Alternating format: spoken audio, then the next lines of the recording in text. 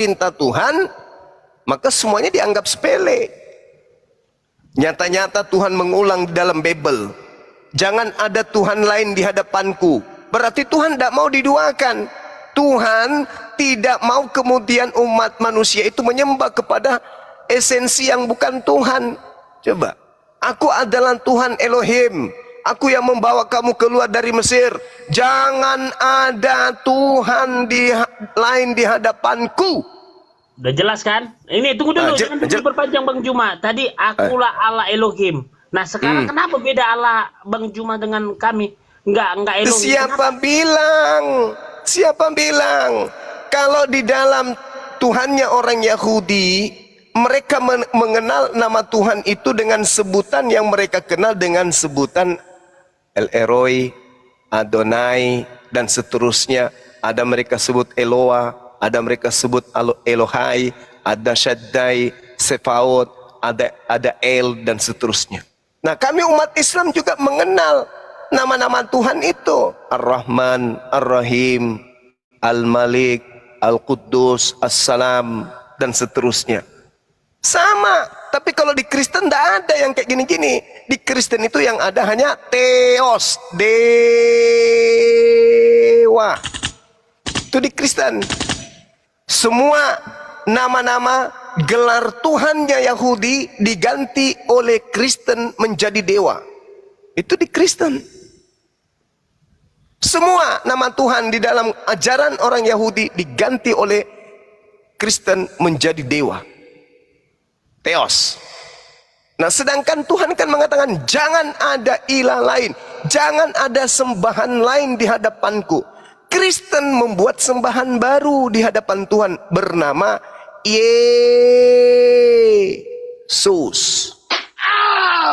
Sampai sini paham? Mana pemahaman saya berbeda begini loh, Bang Juma. Pemahaman kita berbeda, jangan nggak bisa saat sama. Oke, sekarang begini, coba kamu baca Timotius 2 nomor 5.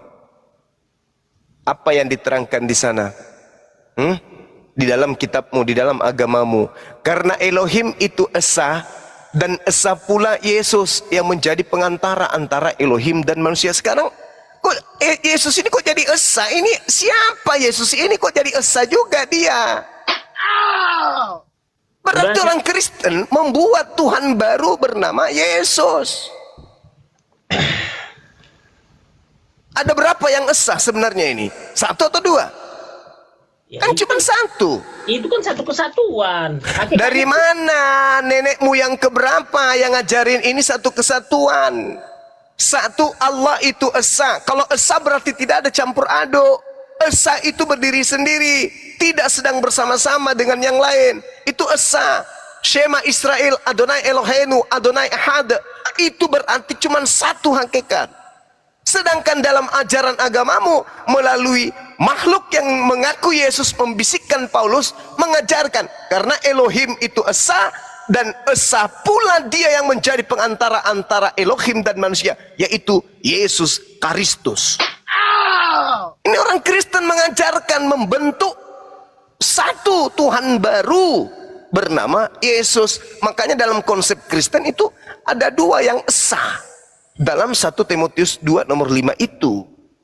Coba orang gila, hanya orang gila yang bisa menerima esa itu 2. Oke. Esa itu 1.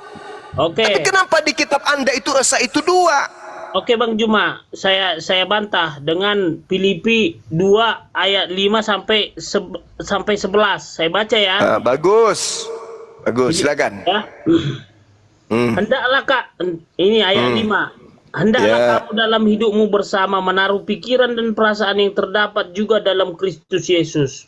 Yang keenam, walaupun dalam rupa Allah, tidak menganggap kesetaraan dengan Allah itu sebagai milik yang harus dipertahankan. Melainkan telah mengosongkan dirinya sendiri. Ini ya, melainkan telah mengosongkan dirinya sendiri dan mengambil rupa seorang hamba. Hamba itu Yesus. Ya. Dan menjadi sama dengan manusia, dan dalam keadaannya sebagai manusia, dan dalam keadaan sebagai manusia ia telah merendahkan dirinya, ya, merendahkan taat dirinya, sampai mati, nanti dan taat meninggikan sampai diri mati. lagi. Baca aja nomor 9, Bahkan tinggi sampai lagi dia mati nanti. dan bahkan di kayu salib. Itulah Nomor sebabnya 9 naik Allah lagi dai. sangat meninggikan. Baca Tunggu lagi dulu. nomor 9, tinggi lagi dia nanti tuh. Itulah sebabnya baca. Allah sangat meninggikan dia, meninggikan dia. dan mengaruniakan kepadanya nama Dari segala nama. Supaya dalam nama Yesus bertekuk lutut tuh. segala yang ada di langit Coba. dan ada di atas bumi, yang ada di bawah bumi. Semua bertekuk lutut, yang ada di atas langit dan di bawah bumi. Artinya, siapa lagi di atas langit selain dia? Nggak ada.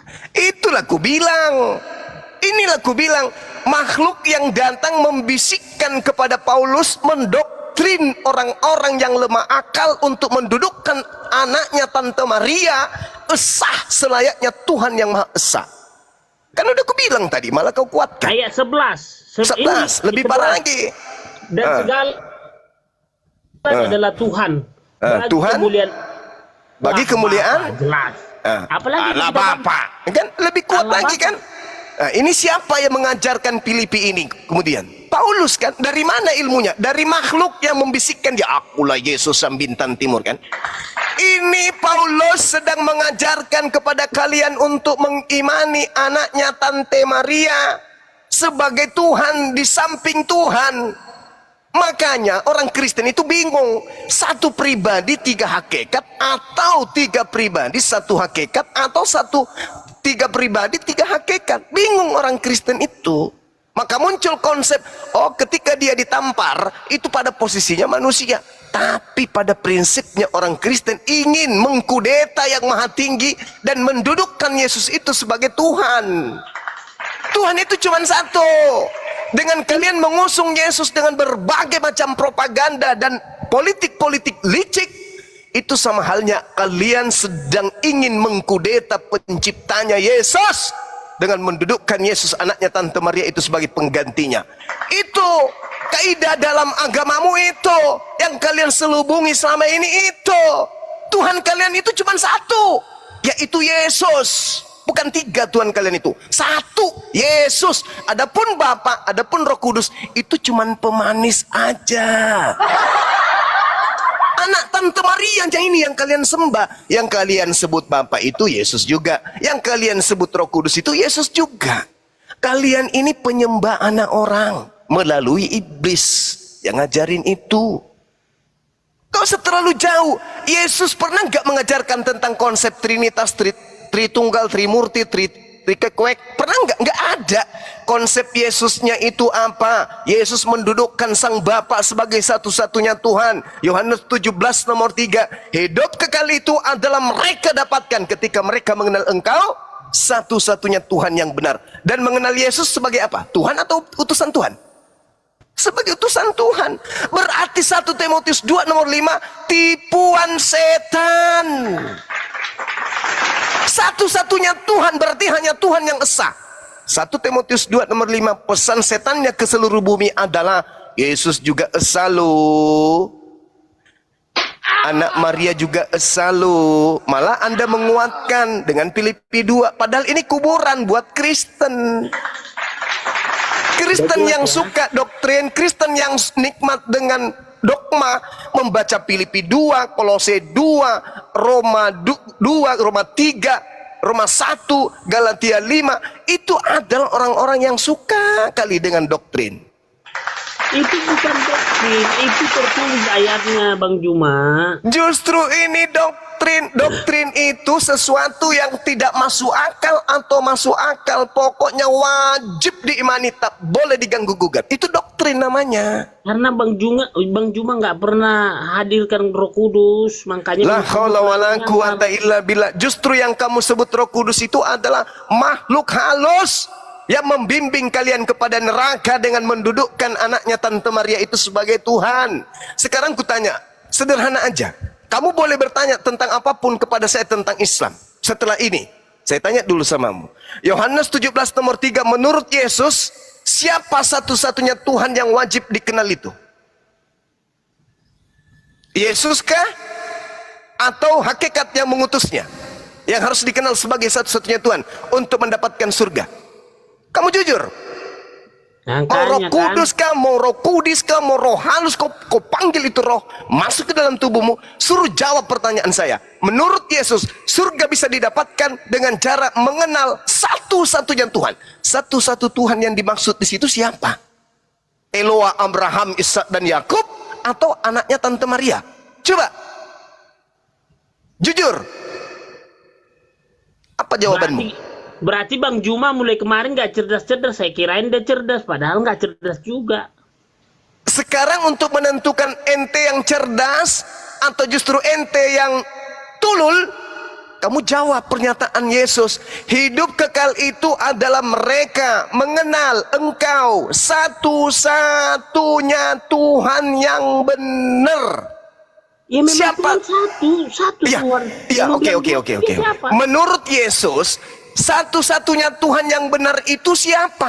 Anaknya Maria atau Bapak yang disembah? Oke, Bapak yang disembah oleh Abraham, Ishak dan Yakub. Jawaban Anda apa? Itulah yang disembah Abraham, Ishak dan Yakub. Siapa itu? Anaknya Maria? Elohim Yahweh. Bukan berarti, artinya bukan Yesus kan? Itu rekarnasi dia ke bumi turun. Disinilah permainan liciknya iblis.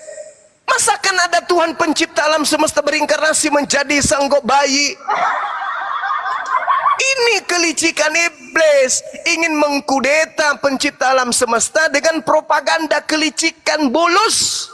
Gimana ceritanya? Tuhan datang, malu-malu kucing. Iya, mama nenen. Itu Tuhan yang begitu ganas, Tuhan yang begitu beringas, melululantahkan kemudian bahtera Nuh, hancur semua orang yang ada pada masa itu. Ya, pada saat masa Lot, bagaimana kemudian Sodom Gomora dilululantahkan kemudian. Bagaimana Nabi Musa diutus membunuh semua yang bernapas. Jangan kau biarkan apapun yang punya jiwa. Habiskan, tuntaskan, ratakan dengan tanah. Tuhan begitu kejam kepada orang-orang yang ingkar kepadanya. Tiba-tibanya pada masa makhluk datang, akulah Yesus sang bintang timur. Maka seketika Tuhan menjadi bayi, gitu maksudmu? Tuhan yang begitu dahsyat, Tuhan yang maha kuasa, maha perkasa, melululantakkan para pendosa, tiba-tiba muncul, iya, akulah Tuhan yang dulu sangat kuat, sekarang aku udah bayi, sudah tidak kuat lagi. Kayak gitu. Itu di perjanjian lama, tapi kan keilahiannya kan tetap di surga. Nah, jadi ini yang ngajarin ente siapa? Pernah nggak Yesus mengatakan itu? Dia hanya mengatakan, Bapakku yang ada di surga, Bapakku yang ada di surga, Bapakku yang ada di surga, Bapakku yang ada di surga. Pernah nggak Yesus mengatakan bahwa aku ini adalah Bapa itu sendiri? Pernah nggak?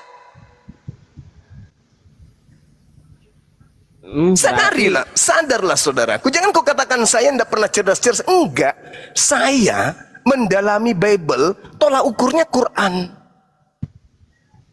Oke? Saya bukan mengadu antara engkau dan pendetamu, tidak. Tapi keadaan yang harus kamu pahami, bahwasanya di luar Kristen ada umat Islam yang menggunakan tolak ukur kebenaran itu dengan poin akal, insting kebenaran. Kamu boleh mengatakan makanan yang paling enak itu adalah makanan yang ada di rumahmu, tapi kamu tidak pernah merasakan makanan yang ada di restoran. Kalau kami Islam kagak. Kami belajar Quran, belajar Bible sebagai pembanding, karena kebenaran itu harus diuji, bukan diumpetin. Kebenaran itu harus diuji. Jangan pernah kau mengatakan agamamu benar kalau tidak berani diuji dengan agama yang lain. Itu poinnya. Jangan pernah kau katakan sembahanmu betul kalau kau tidak uji dengan sembahan agama yang lain. Harus. Kebenaran itu tak boleh kemudian lari dari kebenaran. Kebenaran itu tak boleh kemudian diumpetin dari kebenaran. Kebenaran harus yang nomor wahid. Katakan A kalau A, katakan B kalau B. Nah sekarang pertanyaan sederhananya, Yesus datang, kucluk, mengajar penginjilan. Apa yang dikatakan? Hidup kekal itu adalah mereka dapatkan dengan cara beriman, percaya, meyakini bahwa engkau satu-satunya Tuhan. Pada saat mereka telah meyakini engkau satu-satunya Tuhan, pada saat itu mendudukkan aku sebagai makhlukmu, ciptaanmu, manusiamu, yang kau utus sebagai duta dan rasul, yang derajatnya jauh lebih tinggi daripada manusia biasa. Aku utusan, aku dari atas, aku bukan dari bumi ini. Aku adalah kalamullah yang nuzul ke bawah bumi untuk mengajarkan kalian kebenaran, mengajak orang-orang Yahudi kembali kepada hukum Tuhan yang mereka tinggalkan, bukan menjadi korban di atas pohon. Ayolah saudaraku, ayolah. Tuhan menitipkan chip di atas kepala yang bernama otak untuk kita pakai. Ayo, adu kebenaran itu dengan kebenaran, supaya kelihatan intisarinya akan keluar dari aspek kebenaran itu sendiri. Mau sampai kapan kalau cuma doktrin dogma? Kalau dogma itu kan saya udah katakan, yang namanya dogma nih, kita melihat satu ekor sapi. Satu ekor sapi nih kita lihat. Dogmanya mengatakan yang kamu lihat itu dengan tanduknya dua, matanya dua, makan rumput, itu adalah ayam. Itu dogmanya. Karena dogma sudah mendarah daging lebih tinggi kedudukannya dalam konsep prosesi ibadah dan keyakinan, maka sapi yang ada di pelupuk mata, mau tidak mau harus dipaksakan menjadi ayam. Maka segala pertanyaan muncul, dan segala akal-akalan sebagai jawaban juga muncul. Hei fulan, ya kenapa kau katakan itu adalah ayam? Bukankah itu kau lihat sapi? Oh, itu adalah sapi karena dulu dia adalah ayam, sekarang ini dia lagi inkarnasi menjadi sapi. Itu apa muncul kayak gitu? Karena akal-akalan sedang main, sedang didoktrin dengan gemblengan dogma yang tadi. Tapi pada sejatinya manusia kan, orang waras mana yang mengatakan Maria melahirkan sapi? Orang waras mana yang mampu berkata yang keluar dari rahim Maria itu adalah ayam? Pasti mereka kemudian mengatakan dengan akal sehatnya dan hatinya yang jujur, yang keluar dari rahim Maria itu adalah anak manusia. Kenapa bisa berubah menjadi anak Tuhan? Karena dogma, karena doktrin. Itu yang terjadi di agama saudara. Itu yang terjadi. Yang keluar dari lubang hidungnya Maria ingus, yang keluar dari kupingnya conge, yang keluar dari mulutnya luda, yang keluar dari anusnya itu yang keluar dari kelaminnya Tuhan gitu. Jadi gimana ini? Ya, pikirlah sendiri. Jangan tanya saya. Masalahnya di mana? Gini loh Bang Juma, jangan kita mengklaim nanti tersesat ini yang 3.700 orang ini. Oke, anggaplah saya tersesat. Baik, sekarang sekarang saya kasih waktu saudara 1 jam. Menjelaskan Yohanes 17 nomor 3, hidup kekal itu adalah mereka mengenal engkau satu-satunya Tuhan yang benar dan mengenal aku Yesus yang engkau utus. 1 jam dari sekarang. Yang lain diam. Hitungan ketiga Anda berbicara sepuasnya, membuktikan bahwa konsep masuk surga adalah sesuai dengan Yohanes 17 nomor 3 bla bla bla bla bla. Hitungan ketiga Anda mulai bicara. 1, 2, 3. Mulai. Jangan ini ya, saya katakan sekali lagi kepada ya yang mengaku-ngaku ya saya mengatakan Moses itu nggak agama Islam ya. Digali dong sejarah, digali, banyak belajar, seharusnya kita harus banyak literasi, jangan mengklaim gitu. Mengklaim ini nggak baik gitu. Kasihan orang malam Bang Kepas, saya boleh tanya sama Bang Kepas? Saya bukan Oten, bukan pula Muslim. Silakan Pak, silakan. Begini Bang Kepas, ini kan saya sering nonton dialog-dialog kayak gini ya. Di sini di Matius 21 nomor 1 sampai 11. Terus Lukas 18 nomor 38 sampai 43. Jadi di Matius di sini Yesus bukan Tuhan, Bang. Terus di Lukas 18:38 sampai 43, Yesus itu anak Daud, Bang, bukan anak Tuhan, Bang. Saya notice, Bang, ya.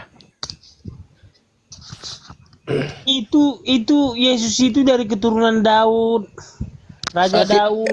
Coba Abang baca dulu, Bang, itu Bang, Lukas 18 Dia itu, Bang. harus begini Nggak ada bahasa keturunan di sana, Bang. Iya, dia silsilah dari Daud, makanya itu nggak boleh dari silsilah Arab. Mana bisa Daud dari Arab? Dari Saya nggak bicara Arab, Bang. Saya tadi Abang bilang keturunan. Wallahi joki manyawa. Itu nggak ada bahasa keturunan, Bang, tapi anak, Bang. Pesasai. Esa kadang anak pangyawangi. Buku balik apa? Lanjut. Silakan Bang, silakan. Naik begini, udah baca aja dulu membaca, banyak aja dulu membaca supaya nggak blunder gitu loh. Ya abang lah baca, saya kan agnostik, Bang. Ya itu makanya kalau kamu belum memahami, Pak Gabrielnya, siapanya namanya. Jadi begini saya katakan ya, jangan membaca kitab suci Alkitab itu sepotong-sepotong jadi blunder. Ya udah, abang baca aja satu perikop itu, Bang. Nah, selesai nanti. Ya udah, abang baca itu, dulu. Selesai nanti kamu keluar dari komal ini, kamu baca berulang-ulang Alkitab dari Kejadian sampai Wahyu. Kamu akan menemukan siapa Tuhan, yaitu Yesus, Elohim. Ya enggak, Bang, saya kan mau tanya bukan yang lain, Bang. Matius 21 nomor 1 sampai 11, Bang. Udah, saya tahu belum kamu baca keseluruhan isi Alkitab dari Kejadian sampai Wahyu. Baca aja dulu supaya kamu mengetahui siapa Tuhan itu. Kan saya bilang Tuhan Yesus itu mau mengumpulkan domba-domba tersesat. Siapa yang tersesat itu? Itu yang menyangkal Yesus sebagai Tuhan. Ini. Abang mana? Bang, saya hanya bertanya bukan pada yang lain, Bang. Saya bertanya Matius 21 nomor 1 sampai 11. Nanti baca aja dulu Alkitab, baru banyak bertanya. Itu udah saya baca, Bang. Itu udah saya baca sama satu perikop, Bang. Bukan Tuhan, Bang. Bukan Tuhan, Bang. Nabi, Bang. Itu bagi kamu, makanya baca aja dulu. Nanti kalau kamu mau baca Alkitab, berdoa dulu, hadirkan Roh Kudus ke dalam hatimu supaya kamu memahami, supaya kamu bijaksana, berhikmat. Gimana kamu membaca kitab suci? Sebelum membaca kitab suci, Bang, kalau begini, Abang, penjelasannya nggak mampu, lama-lama agama Abang punah, Bang. Harus dijelasin. Betul. Bisa punah agama Abang kalau Abang nggak bisa ngejelasin isi kitab Abang sendiri sama saya. Saya agnostik, Bang. Muslim bukan, Kristen bukan. Bukan, masalahnya kan udah menyebar ini yang mengaku Yesus sebagai Tuhan itu kan udah menyebar kemana-mana, udah makin bertambah. Iya, tapi ya, di kitab kan di dunia udah jelas. Pengikut Yesus lebih banyak daripada pengikut Nabi Muhammad. Nggak apa lagi mau kita bantah? Tapi Matius ini, Bang, karena ajaran Kristen, ajaran kasih, nggak ajaran kekerasan, enggak. Kalau Abang bilang ajaran kasih, bagaimana dengan 1 Samuel 15 nomor 3, Bang? Itu bayi-bayi aja dibunuh, Bang. Yang sedang nyusu, Bang. Itu di perjanjian lama. Kenapa itu disuruh? Karena bangsa Bani Israel itu mau dimusnahkan. Sebelum mau dimusnahkan dulu lah, karena mau dimusnahkan Bani Israel. Kalau bertambah bibit-bibit yang begitu, nanti bangsa Bani Israel yang punah. Begini, Bang, saya tadi juga di rumah Uniripa juga tanya, Bang. Sama seperti Abang ini modelnya, Bang. Itu siapa tuh Pak Sar itu? Saya tanya si Mikana, si Mikana itu cuma nyerocos doang, Bang. Jadi model itu kok sama semua gitu, Bang. Orang-orang seperti abang-abang ini agama itu semua, Bang. Nggak bisa ngejelasin, Bang. Jadi saya nggak puas, Bang. Teman saya juga banyak, Bang, orang Kristen, Bang. Orang Batak banyak, Bang. Ya kayak gitu juga, Bang. Bukannya menambah wawasan yang benar, Bang, tambah bingung, Bang. Ya, kalau Pak Gabriel mau tambah wawasan, baca aja dulu dari Kejadian sampai Wahyu supaya runutannya jelas. Jangan seperti Bang Juma, diambilnya sepotong dari sini, Enggak, saya nggak tanya kejadian, Bang. Saya nggak tanya kejadian. Sesat gitu loh. Bang, saya nggak tanya, Bang Kepa, saya nggak tanya kejadian. Saya cuma tanya dua ayat ini aja nih, Matius sama Lukas ini nih, abang bisa jawab nggak? Kalau abang bisa jawab, saya masuk ke agama abang. Nggak usah. Sedangkan saya aja waktu di dalam penjara 3 orang agama Muslim masuk ke gereja, saya suruh masuk lagi ke masjid. Nggak perlu masuk Kristen. Kan saya bilang, kalau kalian nanti kalau kalian masuk Kristen, nanti semua masuk Kristen. Siapa lagi penghuni neraka? Ini ada satu lagi bang ya. Ini kan yang dua ini abang nggak bisa jawab. Saya kasih satu lagi. Kalau satu ini nggak bisa jawab, ya udah saya turun. Ini bang, Matius pasal 21 ayat 31 bang. Ini Bacakan. gimana nih bang? Bacakan. Tolonglah bacakan bang. Matius 21 nomor 31 bang. Tolong bacakan Pak Gabriel supaya didengar pemirsa gitu loh. Saya nggak pegang Alkitab bang. Saya kan Ya udah. saya agnostik. Ya udah, nanti kalau udah sampai rumah baca aja dulu Alkitabnya. Ya udah, saya baca singkatnya aja bang ya. Intinya aja ya bang. Ini kok pelacur sama perampok kok paling pertama masuk surga bang. Itulah Tuhan Maha Pengampun. Makanya di agama Kristen nggak bisa menikah 2 kali karena harus mengampuni pasangannya kalau bersalah, bukan malah menceraikan. Nah, ini abang kok lari kok menikah bang? Ini sini Iya, bang. tunggu dulu supaya alurnya ke situ. Kenapa Tuhan mengampuni orang yang berzina? Kan kata Yesus ketika ada, dengar dulu, ketika Yesus melihat ada yang berzina, yang hukum, dengar dulu, tadi bertanya tapi nggak mau. Iya, lanjut. Gini, ketika Yesus ya melihat ada yang berzina, datang masyarakat di sana mau melempar sampai mati karena itu hukum Taurat, lempar sampai mati. Tapi apa kata Yesus? Jika kau tidak berdosa, lemparlah. Tapi kan manusia-manusia di situ kan merasa ada dosanya, salahnya. Makanya tidak jadi. Anak isi Pak Dwi. Kan gitu. Udah jelas, udah itu hak Tuhan itu mengampuni masuk surga. Jangan batasi hak Tuhan. Makanya manusia itu sok tahu, Tuhan yang lebih tahu. Udah, itu aja dulu. Jangan membatasi Tuhan, dia masukkan Tuhan dalam kandungan. Bukan gitu Bang Kepas. Yang saya tanyakan bukan Tuhan mengampuni. Kalau Tuhan itu udah pasti mengampuni kalau bertobat Bang. Saya hanya bertanya, ini kok bisa loh Bang ya, pelacur sama perampok ini paling pertama masuk surga begitu Bang. Sebagaimana dengan orang yang baik-baik gitu Bang. Jangankan pelacur sama yang perampok, sedangkan pengikut Yesus saja yang dibunuh oleh Saulus menjadi Paulus, dia masuk surga, apalagi pelacur yang masih. Ini udah banyak yang dibunuh si Paulus pengikut Yesus sebelum dia percaya Yesus itu Tuhan, apalagi. Ya udah tambah pusing saya Bang. Cuman saya di sini Bang, di Alkitab Abang ini Bang, saya punya pegangan satu ayat Bang. Yesaya 29:12. Ini pegangan saya Bang sampai sekarang Bang. Ini arahnya kemana saya udah tahu ini. Tadi Uniripa tadi udah jelasin tadi. Masya Allah. Uniripa tadi udah jelasin tadi Bang. Masya Allah, luar biasa. Subhanallah. Tadi Uniripa yang jelasin ini Yesaya 29:12 Bang. Iya. Apa lagi? Nggak ada lagi Bang. Abang bukan menambah saya nyaman, tambah pusing saya Bang. Ya karena nggak membaca Alkitab keseluruhannya, pusing lah. Sedangkan ini Bang Juma aja masih saya tak pertanyakan dia membaca Alkitab nggak dengan benar. Saya satu kamar sama teman saya namanya Bobby Manulang, satu kamar. Saya satu profesi Bang. Dia punya Alkitab Bang. Itu udah oprek-oprek Bang. Saya baca Bang, semuanya Bang. Bukan tambah nyaman otak saya Bang, tambah bingung Bang. Itu kayak jalanan, kayak lalu lintas Bang, yang nggak ada polisinya Bang. Ayat sama ayat itu kok berbentur-benturan gitu Bang. Sebelum berdoa hadirkan Elohim Yahweh Tuhan Yesus. Iya.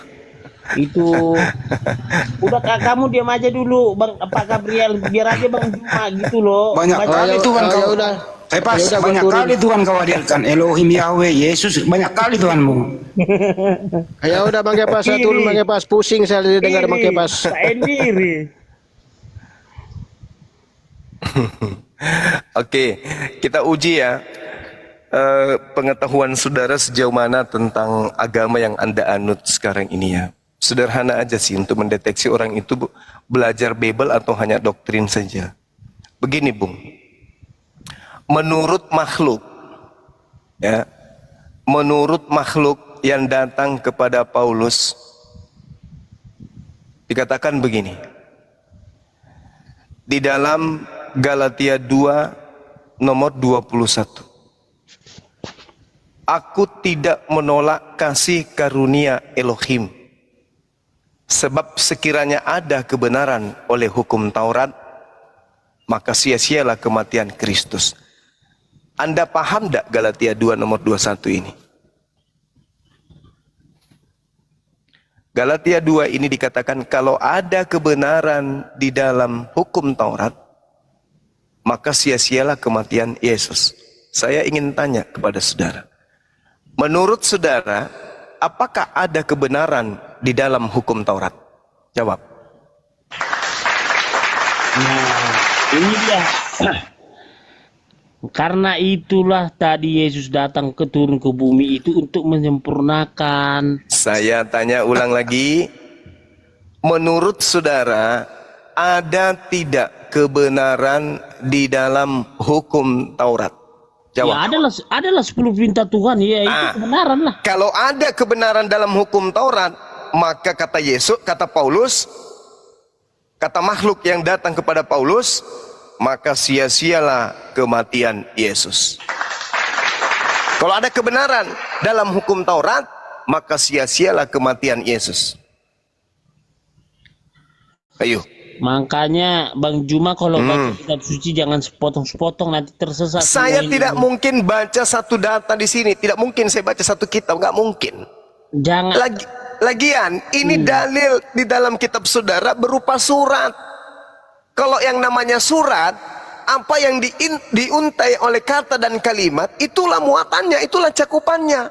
Oke. Tidak perlu lagi Anda kemana-mana. Paulus mengatakan, aku tidak menolak kasih karunia Elohim, sebab sekiranya ada kebenaran oleh hukum Taurat, maka sia-sialah kematian Yesus. Ya, oke. Nah, itu tadi Bang Juma mengatakan begitu karena nggak membaca keseluruhan itu, ya. Tunggu dulu, tunggu. Kenapa salah membaca saat hanya satu ayat? Artinya salah menafsirkan makna. Kenapa saya katakan? Contoh di Amsal Salomo, ya, ada di sana tentang mohon maaf tentang perzinahan, buah dada, apa segala macam. Ketika kita tidak berhikmat membaca itu di Amsal itu, hanya kita ambil satu ayat, maknanya pasti kita bilang kok Tuhannya kok jadi begini, Tuhan mengajarkan karena satu ayat yang kita baca, seperti Bang Juma. Makanya saya bilang tadi Pak Gabriel, baca dari Kejadian sampai Wahyu supaya kamu bijaksana dan berhikmat.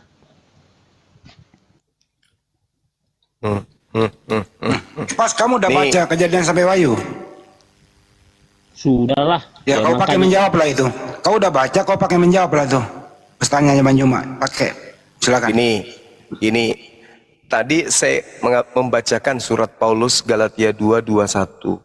Kalau ada kebenaran di dalam hukum Taurat, maka sia-sialah kematian Yesus. Kalau ada kebenaran, Anda mengatakan ada kebenaran. Nah, memang Taurat itu kebenaran. Makanya kemudian bertentangan konsep dan ajaran, instruksi, perintah di dalam ajaran Kristen dan ajaran Tuhan kepada Bani Israel. Anda saja yang tidak mau membuka tabir itu. Contoh misalnya nih, di dalam kitab saudara dikatakan begini, aku tidak menolak kasih karunia Elohim katanya. Sebab sekiranya ada kebenaran oleh Taurat, maka sia-sialah kematian Yesus. Ibrani 7:19, sebab hukum Taurat sama sekali tidak membawa kesempurnaan. Sedangkan di dalam kitabnya orang Yahudi, di Mazmur 19 nomor 7, Taurat Tuhan itu sempurna. Mazmur 19 nomor 7, Taurat Tuhan itu sempurna. Ibrani 7 nomor 19, hukum Taurat sama sekali tidak membawa kesempurnaan. Jadi ini yang diramu oleh Kristen untuk dianggap sebagai satu kesatuan pengajaran yang tidak bertentangan. Dengan cara apa? Dengan cara mematikan akal. Makanya orang Kristen wajib hukumnya mematikan akal ketika berbicara Bible. Nggak boleh pakai akal, nggak boleh. Nggak boleh. Haram hukumnya. Kalau orang Kristen menggunakan akal membahas Bible, pasti mereka kalau bukan menjadi agnostik, pasti menjadi mu'alaf atau menjadi ateis. Tidak mungkin bertahan menjadi Kristen kalau menggunakan akal. Nggak mungkin. Mustahil itu. Oke Bang Juma, hukum Taurat itu 10 perintah Tuhan. Jadi perintah pertama sampai perintah keempat adalah hubungan kita dengan Tuhan. Perintah kelima sampai perintah ke-10 adalah hubungan kita dengan manusia, dengan alam semesta. Dan itu dikatakan, dengar sabar, dan itu dikatakan oleh Paulus adalah perintah-perintah yang kamu maksud tadi itu menurut Paulus itu adalah apa? Apa tuh? Sampah. Skubalon. Apa semua yang terkandung di dalam Alkitab itu, kitab suci itu adalah hukum kedua. Kasihilah Tuhan Allahmu, kasihilah manusia. Yang kalau disebut kasih kepada Elohim, kenapa dia anggap sampah? Kenapa dikatakan skubalon, tai? Kenapa? Hukum Tuhan disebut sebagai sampah, kotoran, tinja. Katanya kasih. Anda tidak ngerti konsep kasih masalahnya. Kasih itu adalah taat. Kasih itu menurut Anda itu apa sebenarnya? Ciuman, pelukan, jabat tangan, rangkul-rangkulan, itu yang Anda maksud kasih. Kasih itu adalah taat. Baca Ulangan 11 nomor 1, Yosua 22 nomor 5. Bagaimana cara kami mengasihi Tuhan? Dengan mentaati dengan setiap perintah, aturan, ketetapan, hukum-hukum yang didatangkan Tuhan melalui nabinya Musa. Kasihilah Tuhanmu, berarti hukum Taurat. Coba. Kasih sesamamu manusia, berarti mengajarkan anak kita, istri kita, cucu kita, keluarga kita, masyarakat kita untuk taat kepada Taurat. Itu namanya kasih kepada Tuhan, kasih kepada manusia. Bagaimana Anda mau mengatakan diri Anda kasih, sementara seluruh perintah Tuhan itu dianggap sampah? Anda mengatakan 10 hukum, 1 sampai 4 itu hubungan kepada Allah, 5 sampai 10 itu hubungan kepada manusia. Oke, itu menurut Anda mendalami hukum Taurat, milih agama lain.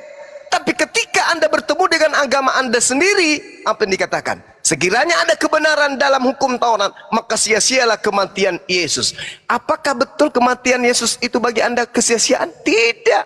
Kematian Yesus itu adalah sesuatu yang paling berharga dalam kehidupan saudara. Sehingga Anda menjadikan penyaliban terhadap Yesus itu adalah simbol keselamatan. Artinya, tidak ada keselamatan di dalam Taurat. Tak ada kebenaran di Taurat. Menerima kematian Yesus di atas tiang salib berarti menganggap Taurat itu sampah. Wah, menerima Taurat itu, dengar, menerima Taurat itu sebagai hukum Tuhan berarti menganggap kematian Paulus Yesus itu adalah sampah. Bang Juma udah blunder menafsirkan itu, udah blunder. Kenapa blunder? Udah blunder kalau begitu menafsirkannya. Kami nggak bisa mentiadakan hukum Taurat. Oke, baik. Sekarang hukum Taurat yang pertama itu apa? Akulah Tuhan Allahmu, seru Tuhan kita, tidak boleh ada lain kecuali aku. Oke. Aku di situ Yesus. Iyalah Yesus Elohim Yahweh. Itu berarti kamu nggak waras. Kan? Lah nggak waras lah. Aku Tuhan, bukan manusia dan bukan anak manusia. Aku Tuhan yang maha tinggi, tidak serupa dengan manusia. Anda mengatakan, akulah Tuhan, jangan ada ilah lain di hadapanku. Itu Yesus. Anda mengatakan, iya Yesus. Berarti Anda tidak waras. Anda tidak waras berarti. Makanya Al-Quran mengatakan kan, jelaskan Al-Quran mengatakan itu, wa iya dauna illa setanam marida. Yang mereka sembah itu adalah setan yang durhaka. Siapa yang mengajarin ente mengatakan bahwa yang berfirman kepada Abraham, Ishak dan Yakub itu adalah Yesus? Yang ngajarin siapa? Yang ngajarin siapa? Ada jawaban? Itu, tunggu dulu. Jangan Bang itu, Juma. jangan itu. Yang mengajarin Anda menjawab bahwa yang berfirman kepada Musa, Nabi Musa itu adalah Yesus, yang ngajarin Anda siapa? Ya, itu kan perjanjian lama. Saya Ya, ulang kan pertanyaannya. perjanjian Yang baru. mengajarkan Anda mengatakan bahwa yang berfirman kepada Nabi Musa itu adalah Yesus, anaknya Tante Maria, itu siapa?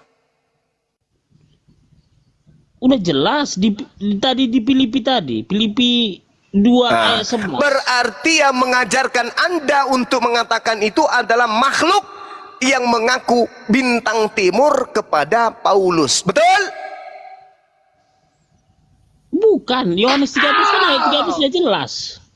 Yesus kan sudah jelas. Akulah Tuhan. Itulah Di aku. mana? Di mana Yesus mengatakan akulah Tuhan, itulah aku, di mana? Di Yohanes 13 ayat 13. Loh, di situ dia murid-muridnya menyebut sebagai Tuhan, Tuhan. junjungan, Sayyid, Beda. Bukan Kurios, Tuhan. Tuhan. Mar. Beda. Ini sudah kita bahas, tadi malam kita sudah bahas dan Anda babak belur. Jangan Anda mengulangi kesalahan yang kedua. Jangan. Rasa Tuhan dan rasa Tuhan itu berbeda.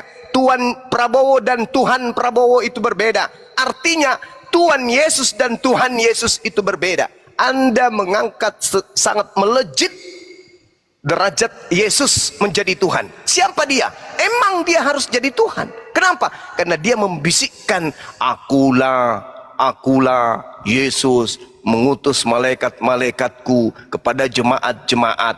Siapa malaikat-malaikat yang dimaksud ini? Pendeta dan pastor. Malaikat-malaikatnya Yesus itu pendeta dan pastor. Itu pasukan-pasukannya Yesus itu kalian.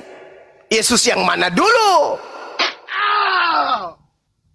Yesus yang mengaku bintang timur. Akulah Yesus mengutus malaikat-malaikatku kepada jemaat-jemaat. Aku tunas Daud sang bintang timur. Itu siapa bintang timur ini? Helal bin Zakar. Siapa dia? Lucifer.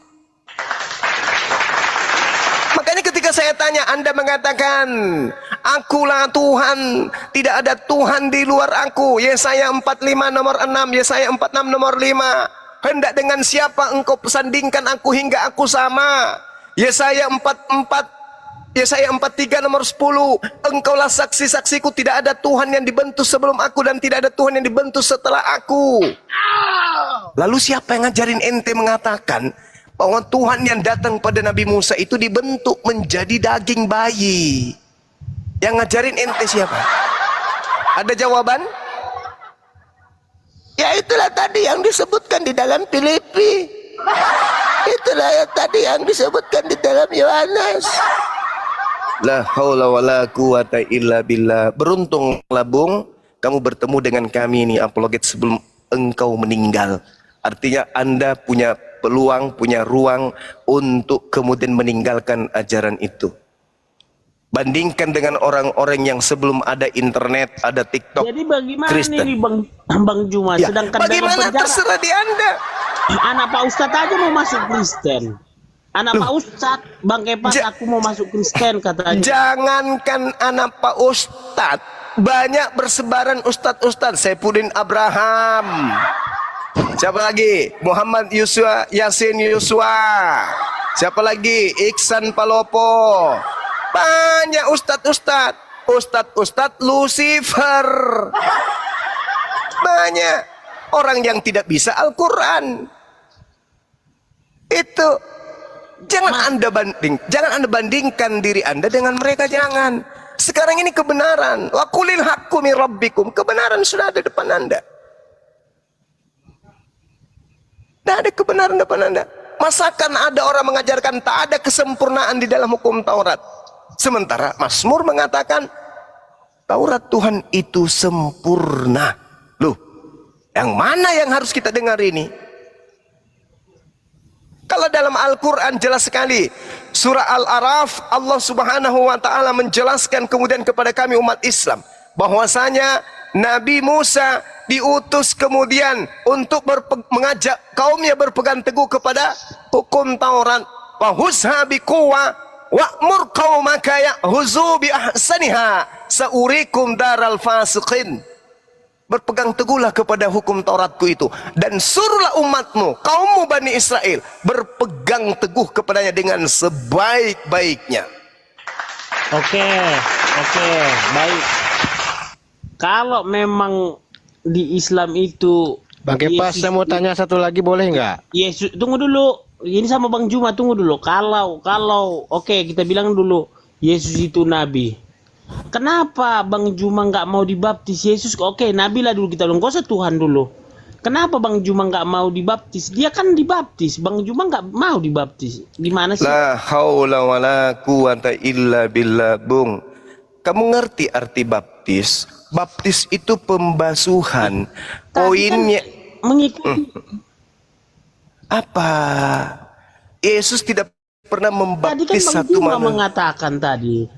Saudara, Iya, syarat, memang syarat, Yesus gak ada membaptis manusia. syarat menjadi Kristen itu baptis. Oke? Artinya kalau mau menjadi Kristen, orang itu harus dibaptis. Yesus tidak pernah membaptis satu manusia pun. Berarti Yesus tidak pernah mengkristenkan satu manusia pun. Sekarang Anda minta saya jadi Kristen gitu? Hah? Bukan, jadi begini, tadi kan dibilang Bang Juma. Anda kan minta saya dibaptis. Bukan, ikuti. Tadi kan contoh seperti sunat, ikutin. Nah, Yesus sujud. Kita kan kemarin kan udah bicara, Yesus sujud, mau berdoa kepada Allah. Nah, sekarang Yesus dibaptis Yohanes. Sekarang Bang Juma kenapa nggak mau dibaptis? Saudaraku, cakupan daripada pembaptisan yang sebenarnya kalau Anda mau jujur, baptis dalam 3 nama itu, Bapa, Anak, Roh. Bapa satu-satunya Tuhan, Anak adalah Rasul Tuhan, Roh di sini adalah malaikat Tuhan. Itu tak salah sebenarnya. Yang jadi masalah sekarang karena tiga-tiganya Anda tuhankan.